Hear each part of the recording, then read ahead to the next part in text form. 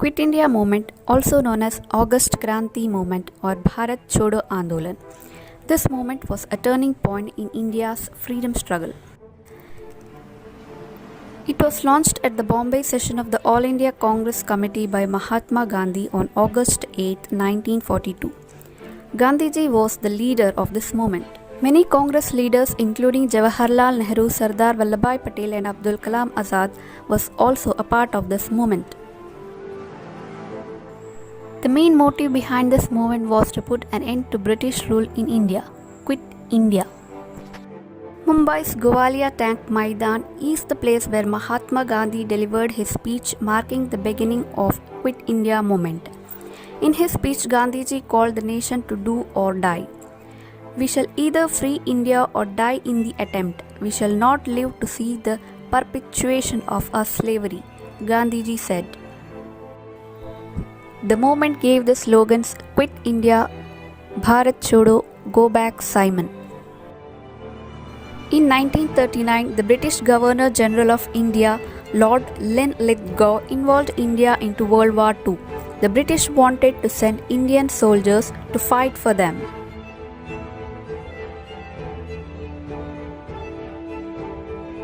In order to get cooperation from the Indian national leaders, the British government sent a mission called Cripps Mission. Talks between Cripps and Indian national leaders failed. The Congress rejected Cripps' plan as it did not give immediate total self-rule.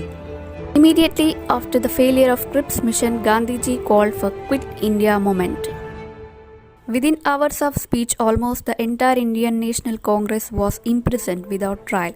Several leaders were arrested. The Congress was declared an unlawful association. This left the movement in the hands of younger leaders like Jayaprakash Narayan and Ram Manohar Lohia. Aruna Asaf Ali, the grand old lady of Indian independence. Despite several police warnings and government notices for banning public processions and assemblies, a large crowd gathered at the Mumbai's Gwalior Tank Maidan, where Aruna Asaf Ali hoisted the Indian flag. Quit India movement had three different phases. In the first phase, there were strikes and demonstrations, processions. Mahatma Gandhi was imprisoned in Aga Khan Palace in Pune. Several other leaders were also detained by the Britishers. In the second phase, peasants showed support for this movement. The Quit India movement saw peasant rebellions marked by destructions of communication systems such as railway tracks and stations, telegraph wires, and pole attacks on government buildings. The third phase began in September 1942. Mobs bombed police in places like Bombay, Uttar Pradesh, and Madhya Pradesh. Later, Mahatma Gandhi was released in the year 1944. World War II ended in the year 1945. The Quit India movement was the spontaneous participation of masses compared to other Gandhian movements. This movement made the British realize that the Indians could not be suppressed for a very long time. The British refused to grant immediate independence. They said it could happen only after the World War II has ended. Finally, the British granted India independence. India became free at the stroke of midnight on August 14, 1947. Since then, India celebrates Independence Day on 15th August 1947. This day teaches us the power of unity among Indians and how it can strengthen our nation. We pay tribute to all Indians who went through the struggle and fought back against the British government. Namaste to one and all. On 8th August 1942, Mahatma Gandhi gave a clarion call to end the British rule and launched the Quit India movement at the session of the All India Congress Committee in Mumbai. Gandhiji gave the call, "Do or die," in his speech delivered at the Gwalior Tank Maidan, now popularly known as August Kranti Maidan. The Indian flag was hoisted at the Maidan by Aruna Asaf Ali, and the slogan Quit India was coined by Yusuf Mehran. Many Congress leaders, including Jawaharlal Nehru, Sardar Vallabhbhai Patel, and Abdul Kalam Azad was also a part of this movement. The immediate cause for the movement was the collapse of the Cripps mission and also Britain's mounting difficulties in the World War II. Soon after the movement was launched, Gandhiji and almost the entire top Congress leadership was arrested, and it was the masses who took the matter in their own hands. The protest had spread rapidly into towns and villages. The movement was violently suppressed by the British. However, though the movement was quelled, it changed the character of the Indian freedom struggle.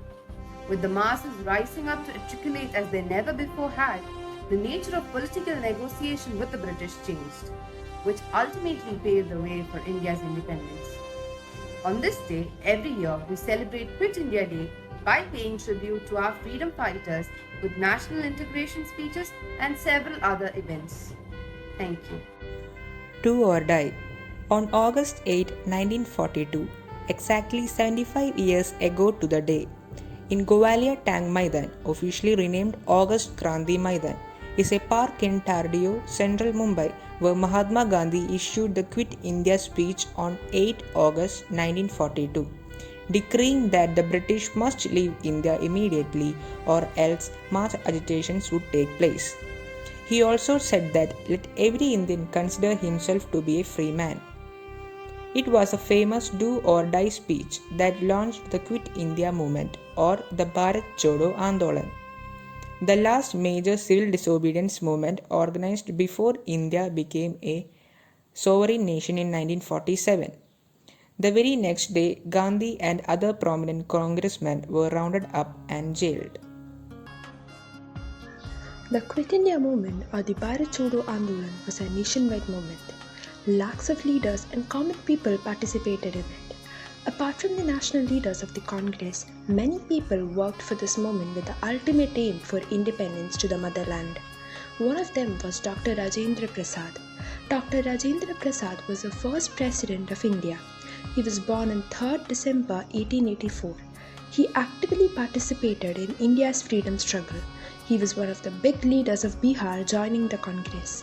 Postgraduate Dr. Rajendra Prasad was a great supporter of Mahatma Gandhi in advocacy. He had to undergo jail sentences along with Mahatma Gandhi for the Satyagraha movement in 1931 and the Quit India movement in 1942. He was also the national president of Congress from the years 1934 to 1935. After the elections held in 1946, he was appointed as the Minister of Food and Agriculture in the central government. Seeing his contribution towards the country, he was also awarded the country's highest award, Bharat Ratna. His contributions to the country, even after the independence of India, is remarkable. After independence, he was made the President of India. He visited many countries to strengthen the image of India. He chose an ashram near Patna to spend his last few days.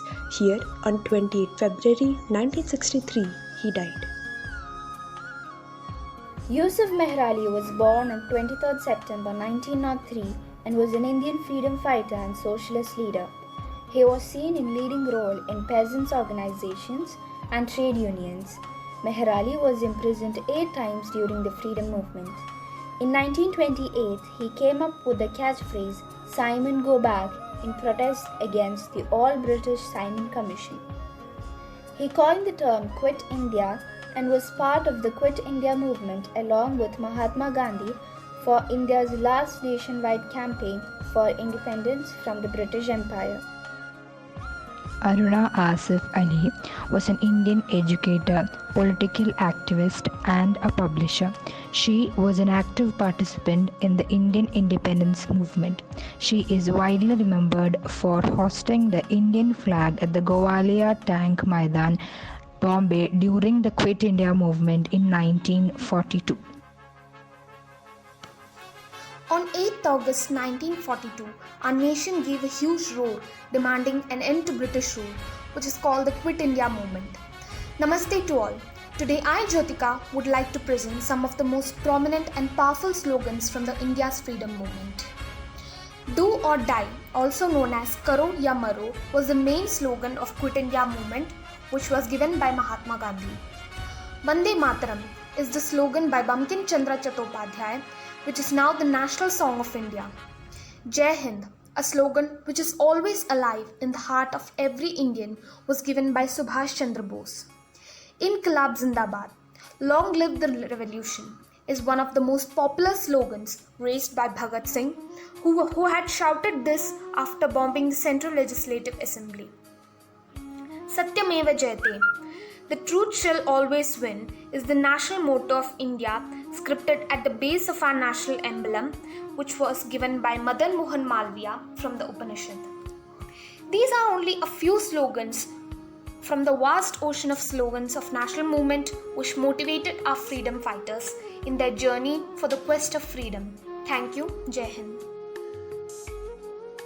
Though India's freedom struggle was fruitful, and now India is an independent nation, there are certain factors that we should still quit in order to materialize our freedom fighters' dreams. Therefore, we must recognize this day with the future of our nation in mind and shape the upcoming generations to fulfill their vision of a better and brighter India. Thank you.